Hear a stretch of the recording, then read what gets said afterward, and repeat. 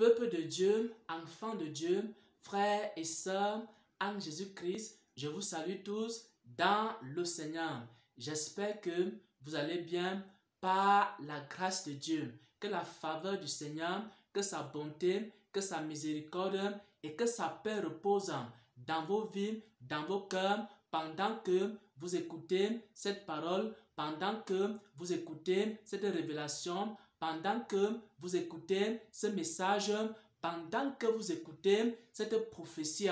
Pourquoi? Parce que le Seigneur m'a donné une prophétie qui concerne l'Europe, qui concerne des temps difficiles qui arrivent en Europe, qui concerne l'insécurité qui arrive sur le continent européen. Et maintenant, nous allons voir ce que le Seigneur m'a montré et ensuite, nous allons voir quelles sont les solutions possibles pour tous les chrétiens et toutes les chrétiennes qui vivent en Europe. Lorsque ces situations vont arriver, lorsque cette insécurité va arriver, lorsque les lois anti-chrétiennes, anti-bibliques vont arriver à travers l'Europe, qu'est-ce que les chrétiens devront faire? Nous allons voir cela. Mais j'aimerais déjà dire quelque chose en ce qui concerne le Saint-Esprit et les missions du Saint-Esprit dans la vie du chrétien et dans la vie de l'Église. Le Saint-Esprit a deux missions. Selon le livre de Jean 16 au verset 13, le Saint-Esprit a deux missions, deux rôles principaux dans la vie du chrétien. Le Saint-Esprit a pour but de conduire le chrétien sur le chemin étroit qui mène à la vie éternelle. Le Saint-Esprit a pour but de conduire le chrétien sur le chemin de la vérité. Le Saint-Esprit a pour but, selon Jean 16, au verset 13, de conduire les chrétiens dans toute la vérité. Ça, c'est la première mission du Saint-Esprit. Maintenant, la deuxième mission du Saint-Esprit, c'est que le Saint-Esprit a pour but, ou alors il a pour rôle d'annoncer aux chrétiens des choses à venir. C'est-à-dire, s'il y a des malheurs qui arrivent dans ta famille, le Saint-Esprit va t'annoncer. S'il y a des malheurs qui arrivent dans ton entreprise, le Saint-Esprit va t'annoncer. S'il y a un malheur qui arrive dans ta ville, le Saint-Esprit va t'annoncer. S'il y a un malheur qui arrive également dans une nation, le Saint-Esprit va révéler cela à ses serviteurs, les prophètes. S'il y a un malheur qui arrive à travers le monde, le Saint-Esprit va manifester cela et montrer cela également à ses serviteurs, afin que les enfants de Dieu puissent se préparer et qu'ils ne succombent pas. C'est pourquoi le Saint-Esprit nous annonce ici, à travers cette prophétie, des choses qui vont arriver sur le continent européen, afin que les chrétiens qui vivent en Europe puissent se préparer à ces événements. Et lorsque ces événements vont arriver, que cela ne les surprenne point et qu'ils sachent déjà la conduite à tenir. Maintenant, qu'est-ce que le Seigneur m'a montré concrètement en ce qui concerne l'Europe? Le 7 juin 2021, le Seigneur m'a transporté dans un songe en Europe. Il m'a montré que en Europe, il y aura une insécurité très très grave, très très grandissante. L'insécurité sera partout et les gens seront obligés d'aller se cacher dans des lieux de refuge. Il m'a montré que certains gouvernements avaient construit comme des sortes de camps, comme des sortes de lieux de refuge pour que les gens soient en sécurité. Je ne sais pas exactement qu'est-ce qui rendait l'Europe en insécurité. Je ne sais pas si c'est une bombe qui avait éclaté. Je ne sais pas exactement la chose qui avait rendu l'Europe en insécurité. Mais ce que je sais, c'est que les gens se sentaient en insécurité. Et les gens étaient obligés d'aller se cacher dans des lieux de refuge. Les gens étaient obligés d'aller se cacher dans des petits endroits qui avaient été construits et qui étaient un peu sécurisés.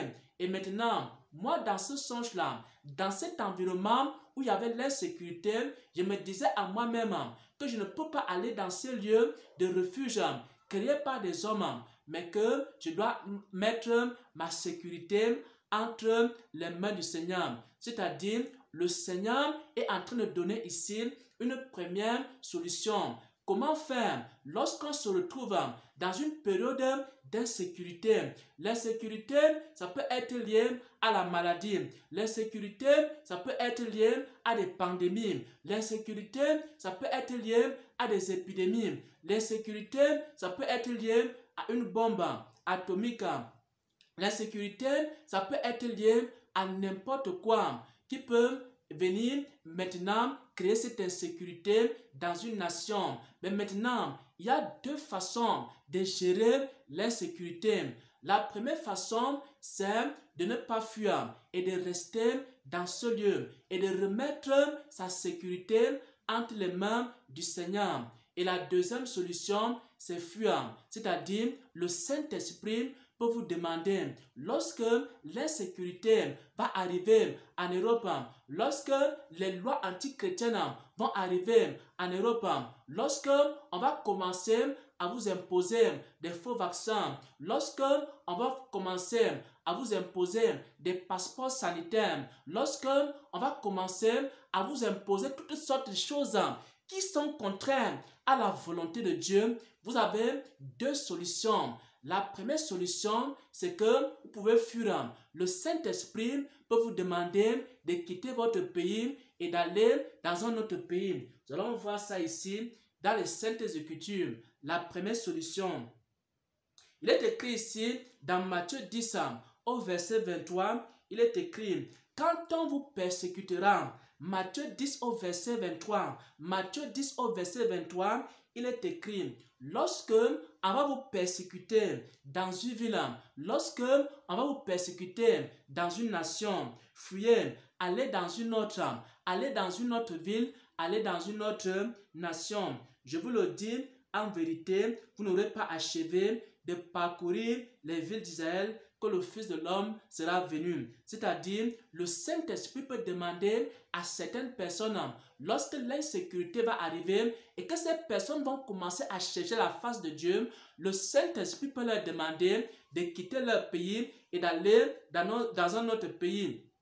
Et maintenant, il y a d'autres personnes, lorsqu'ils vont chercher la face de Dieu, pendant les temps difficiles, pendant les temps d'insécurité, alors Dieu peut leur dire de rester dans le même pays et de commencer maintenant à recommander leurs enfants à les mains du Seigneur, à recommander leur vie à les mains du Seigneur. Pourquoi? Parce que Dieu, dans ce cas, voudra opérer des miracles dans vos vies.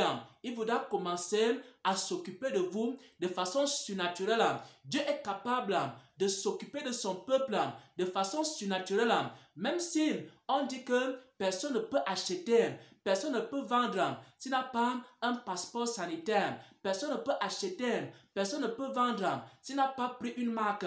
Personne ne peut acheter, personne ne peut vendre s'il n'a pas fait telle ou telle chose qui est contraire à la parole de Dieu. Même dans ces situations, Dieu est capable de vous sortir de ces situations-là de façon miraculeuse, de façon extraordinaire, par sa puissance.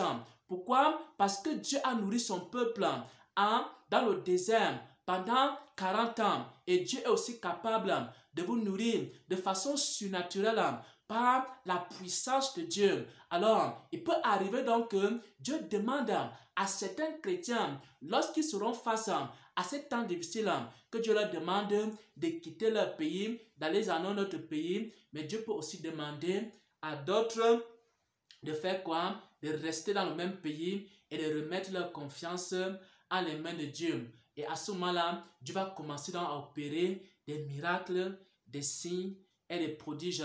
Et Dieu va commencer à s'occuper d'eux de façon surnaturelle. C'est également ce qui s'est passé lors des différentes guerres mondiales. Les chrétiens qui ont assisté à la première et à la deuxième guerre mondiale, qui étaient dans des pays où il y avait la guerre, Dieu prenait soin de ces chrétiens-là de façon surnaturelle.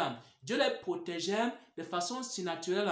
Dieu protéger leurs enfants de façon surnaturelle. Lorsque tu te retrouves dans un pays en insécurité, dans un quartier en insécurité, dans une ville en insécurité, alors tu peux invoquer le Dieu tout-puissant, tu peux invoquer le Dieu vivant et le Dieu vivant va te protéger et le Dieu vivant va t'accorder sa protection. Même si tu as un mari violent qui te violente, tu es capable aussi d'invoquer le Dieu tout-puissant, il va te protéger d'un mari violent. Même si par exemple, il y a des hommes en âme qui te menacent, tu dois invoquer le nom du Seigneur et le Seigneur va te protéger contre ces hommes en âme. Pourquoi? Parce que notre Seigneur est notre sécurité. Si seulement nous l'invoquons, si seulement nous remettons notre confiance en lui, alors il va nous protéger des hommes impies, nous protéger des dangers, nous protéger des maladies, nous protéger de l'insécurité. Quel que soit le type d'insécurité, notre Seigneur est capable de nous protéger parce que notre Dieu est vivant, parce que notre Rédempteur est vivant. Voilà donc la prophétie que j'aimerais partager avec les solutions. C'est-à-dire, il y a des temps difficiles qui arrivent en Europe. Les chrétiens qui vivent en Europe doivent se préparer aux temps difficiles. Ils doivent se préparer à des lois anti-chrétiennes. Ils doivent se préparer à des lois anti-bibliques. Ils doivent se préparer à beaucoup de choses également qui sont contraires à la foi, qu'on va leur imposer.